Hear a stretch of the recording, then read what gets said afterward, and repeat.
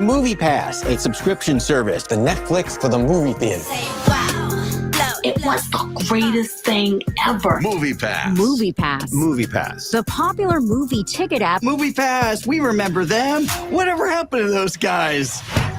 We thought this could reinvigorate the movie-going business. Any movie, any theater, any day. I went to the movie theater 428 times. Movie Pass doubled the revenue in theaters. We were worth $80 million plus.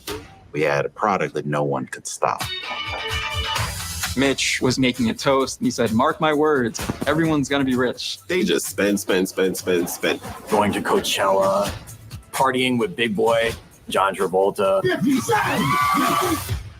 They burned to $250 million. Whoa. Meanwhile, there weren't extension cords to plug our computers into. There were hundreds of thousands of customer service tickets. A customer sent a box of shit to the office. I was like, we need to pump the brakes a little bit. I just thought that it would be better if he wasn't a part of the team.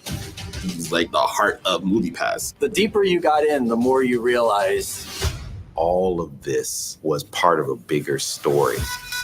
A lot of times when they talk about Movie Pass, you usually get a picture of Mitch and Ted, but that's definitely not the case. It is an endless list of, oh my God, what is happening here?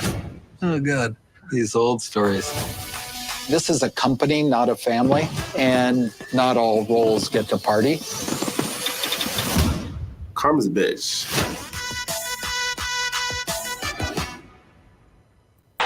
Let's get ready to rumble! All right, that was a story of Movie Pass, and just found out Story Trading made the cut. That's coming out on streaming later this month, and I'll be at the premiere in Manhattan on Tuesday. So that's going to be exciting. I don't know what they're going to say about us. Probably nothing good. They're probably going to be like, look at retail traders getting snookered by Movie Pass, something like that. We'll see what happens, but that's going to be very interesting. All right, free preview here today. Let's move this banner out of the way, the Movie Pass banner. All right. So we've had a good week as far as trading goes. Our longer-term model portfolio a little bit challenged this week because we had one bad day in VTSI and a bad day yesterday in VKTX, not making any changes to those allocations.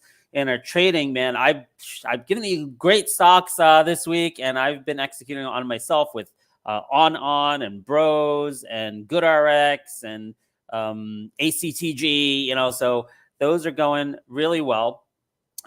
So let's look at the macro first, then we'll look at the catalysts for the day and some technical breakouts for the day, and then we'll look at our model portfolio, see if we want to make any changes. So look, we're at like all-time highs here on SPY and QQQ. Everything's looking good. I don't see a reason to try to time the top, all right? So we're still bullish right now, and that's that. That's the macro. Nothing else to be said. Now we go to our top list.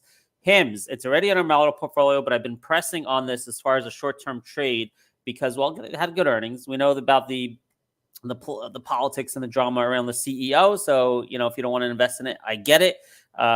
Obviously, lots of fish in the sea, but I do like this for short-term. 50 DMA. As I said yesterday, there's a lot of great stocks breaking out of the 50 DMA with low RSIs, and this chart looks just like that. In fact, let me just see here. If I could, since we have a bigger audience, you know what? Let me try this today. I'm going to try this today, okay? I know you guys like the bigger screen. Where's my face, though? All right. There we go. So HIMS 50 DMA break, relatively low RSI. It's not low, but it's not high yet. It's not overbought yet, which it tends to get. So I really like this setup for a move to, let's see where these resistance levels are. Oh, there's a beautiful one right there at about 1537, around 15 to 1537. We'll see what happens. The chart's set up where I wouldn't be surprised if that happens today. I can't predict for sure it's going to happen today, but I certainly wouldn't be surprised if it happens today. We have this in a model portfolio, and I also have I think 1350 call options expiring next week is how I'm playing it for the short term. All right, NVAX, man, did we really call this right? Right out when the news came out, we bought the gap up. When we were getting the pullbacks, I said, don't be afraid of this. Buy the pullbacks. When we got this, part of this move here on May 13th was related to the Roaring Kitty coming back, and AMC, GameStop exploding, and a lot of other highly short stocks were also exploding. But we said avoid AMC, GameStop.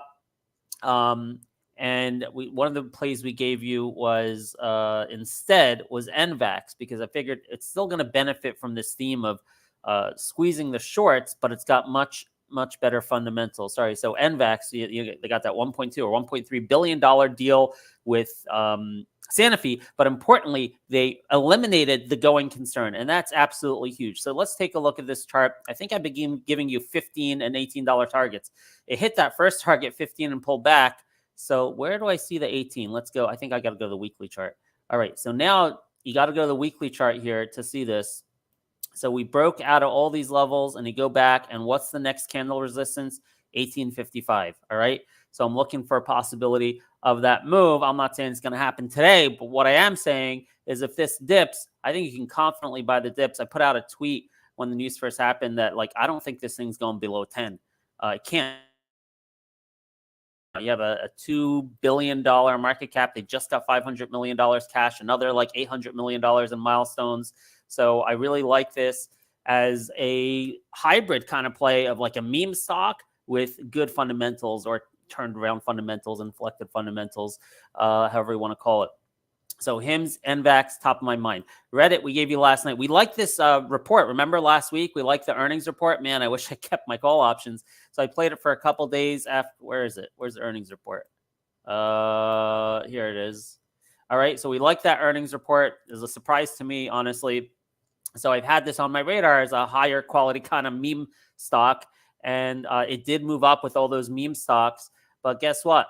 It pulled back with the meme stocks, and now up 11% this morning because of a partnership with OpenAI. All right, you can take a look at the news and the details of that partnership. They're licensing their data, but there's other aspects of the partnership. So Reddit, I gave this to you guys last night in after hours. The stock was trading at $59.60. Gave you a $64.50 initial target. Where did it hit? Where's my pre-market? Okay, here we go. So 64.50 was that first target I gave you, and we reached that. So I got out. I got out at 65. I got in at like 60, got out at 65. If you look at the technicals here, you'll see you got resistance right there at 64.50, that candle right there. I believe that's 64.50. That's where I got that number from, wasn't it? High of day. Yep, 64.50. And then potentially, can this squeeze to like 75? Maybe. All right. But I'm going to be cautious because I already made some money on this from 60 to 65. But it's definitely on my radar for pullbacks. There's going to be a lot of hype around OpenAI stuff. Anyone who partners with that company obviously is going to have a good run. Now, Hood, already in our model portfolio. Hood is in our model portfolio. We covered the earnings, and we said that was an Inflections earnings report. Where is that earnings report? Was it this one that we thought inflected? No, I think it was down here. I think it was this report on February 13th when we said it inflected, but we saw continuation of the good news, I believe, on the second earnings report here. So we still have this in our model portfolio. And then this morning, I believe it was Bank of America. Was it Bank of America that came out with a big upgrade? Let me see. Yeah, Bank of America raised from 14 to 24. That's massive. All right. That's a reputable firm, and that's a huge price target increase. Plus, you have crypto rebounding. By the way, speaking of crypto, someone in our chat was worried yesterday because I said, hey, we predicted the 50 DMA breakout yesterday. It happened. It was pulling back, and it went a touch below the 50 DMA. I'm like, don't worry. You got to give it a little bit of room. You can't be exactly precise with all these levels. So I said, I think the breakout is still in play. Don't worry. It was like 64,900. I'm like, it's cool. It's cool. All right. So I think that play worked out. But now you have like a double catalyst for Hood, right? You have this breakout in Bitcoin continuing, which I have. What's the next targets I had for you? 67,000 and 71,000 next target on Bitcoin. So Hood, double catalyst, Bank of America, Bitcoin rebounding in our model portfolio. Earnings inflected 2 quarters ago. I really like this stock. I should have had it in my model portfolio. I didn't. I took this opportunity to rotate out of Walmart because Walmart was up, big gap up yesterday. And we decided we wanted to be a little more aggressive with our model portfolio. So I got rid of like big, boring stocks like Walmart and Costco in the model portfolio. I still own them. But Walmart, I sold like 80% of it this morning and rotated into Hood to come in more alignment with our model portfolio, trying to just be a little bit more aggressive. So made that change this morning. MSOS, we still got small exposure in our model portfolio. We reduced it to 1%. I'm fine with that. All right. So we didn't get the full benefit yesterday of the move wasn't even that big. See, I don't like how this has been reacting to news. All right. We covered this last time.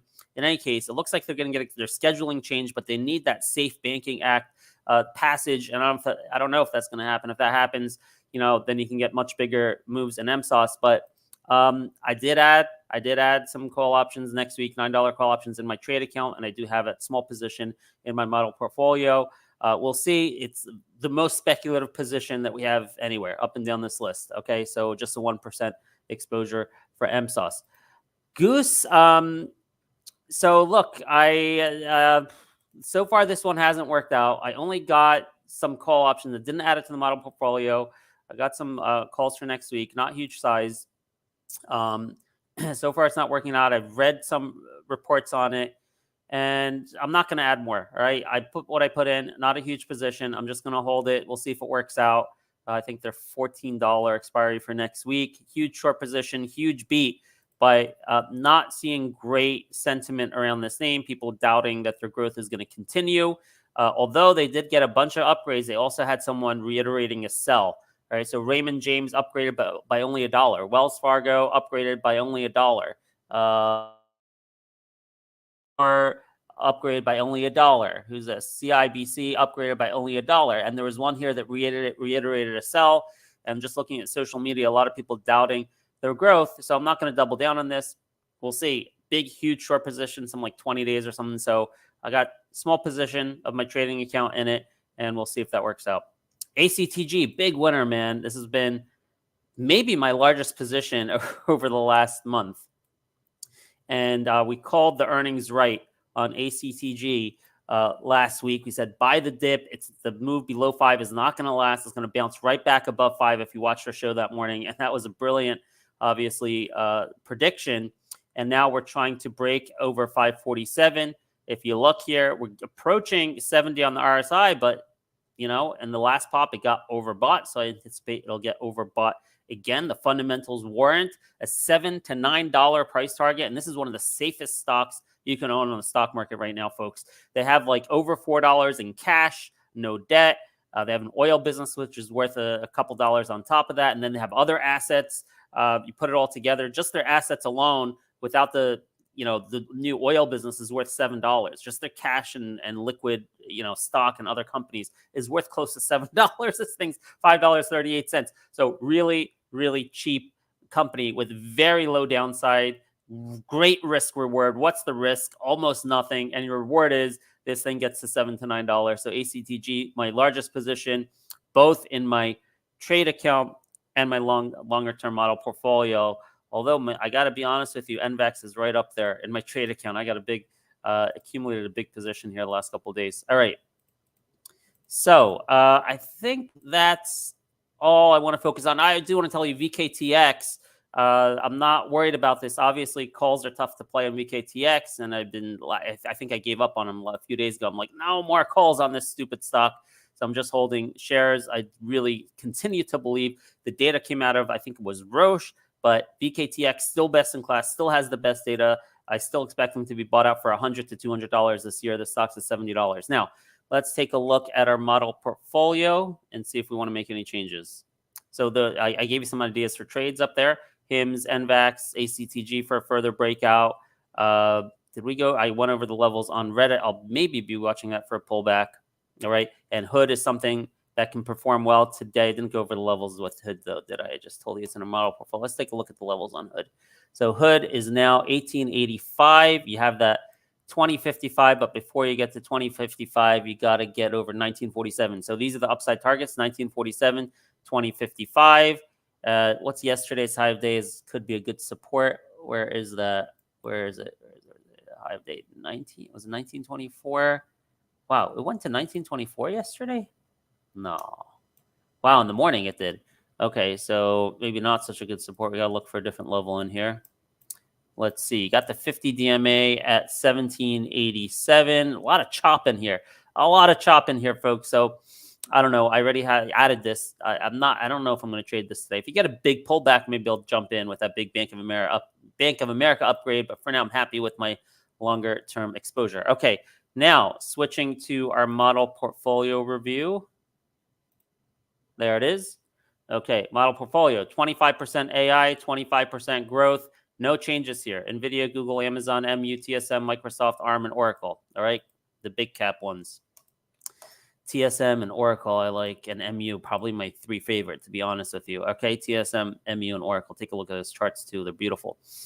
Then growth, no change. DraftKings, Snap, ASPN. We got Hood. All right, make sure you got that exposure to Hood. These are beautiful, beautiful, beautiful. I took profits. I'm all out on and bros for my short-term trading account, but I have not sold any for the long-term account. 25% bucket on growth as well.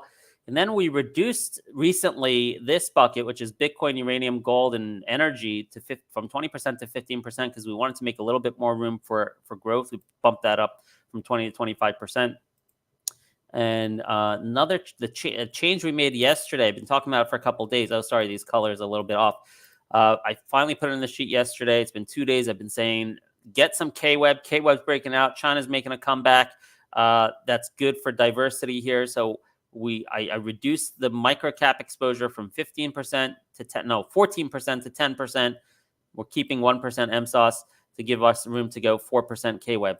So that's as of yesterday, and I'm not sure that any changes are warranted. Let's just quickly look again at we already have HIMS in the model portfolio. We already have Hood in the model portfolio. I don't want to do NVAX in the model portfolio. It's just too volatile, too short term of an idea here, I think, to put it in that. I might be wrong about that. It's an interesting one. Maybe you want to consider putting this in the growth bucket, but we're not going to officially make any changes today. So no changes today in the model portfolio after a whole bunch of changes the last couple of weeks because all the earnings reports were coming out.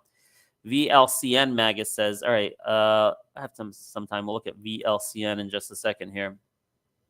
All right, so no changes in the model portfolio. I'll be focused on, I got short-term positions in, as I said, HIMS and NVAX and ACTG are my largest short-term positions. I'm going to be focusing on finding exits for these or buying drops in them, and we'll continue looking at Hood and Reddit and Goose. Oh, I'm also in Goose, which hasn't worked out yet. Okay. So VLCN. So I've never heard of this, guys. Never heard of Volcon Inc. I have no idea what this company. Oh, 28 cents. Yeah, I try to avoid these smaller companies, but let's take a quick look, especially with a $7 million market cap. It's up 22% in pre-market.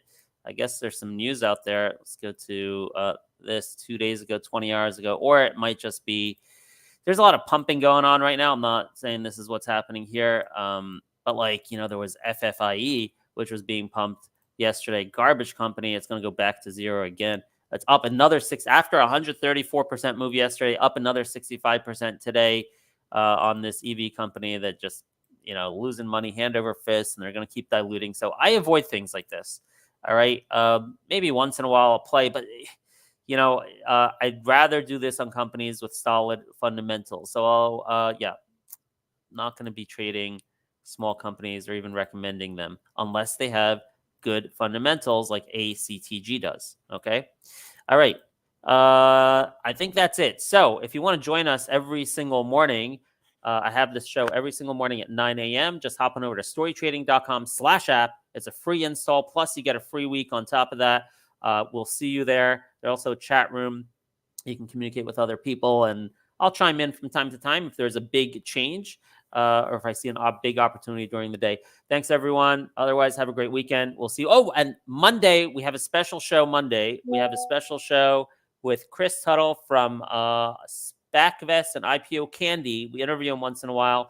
We have Alar coming up. So we interviewed him. He gave us like 4 or 5 stocks that he liked. In fact, let me go to his list. It was, where is he? Anyone see Tuttle here? Chris Tuttle Trade. So, all right. He gave us IPWR, OSS, and Alar. I think those were the 3 we talked about. And after that discussion, I'm like, Chris, I like Alar the best. All right. Alar it is. After that show, I added Alar. It's been doing well. Earnings are on Tuesday. So we're going to talk to him Monday at 11 a.m. for our VIPs. Monday morning, 11 a.m. at our VIPs to discuss with him what he's expecting for Alara earnings on Tuesday, see if we can get a competitive edge from the rest of the market and make a decision on Monday with what we want to do with our position. And it's also in our model portfolio, so something to look at and make a decision on. Thanks, everyone. Have a great day. I'll see you in our community. Again, it's storytrading.com/app. And don't forget to check out Movie Crash later this month on HBO streaming. Have a great day, guys.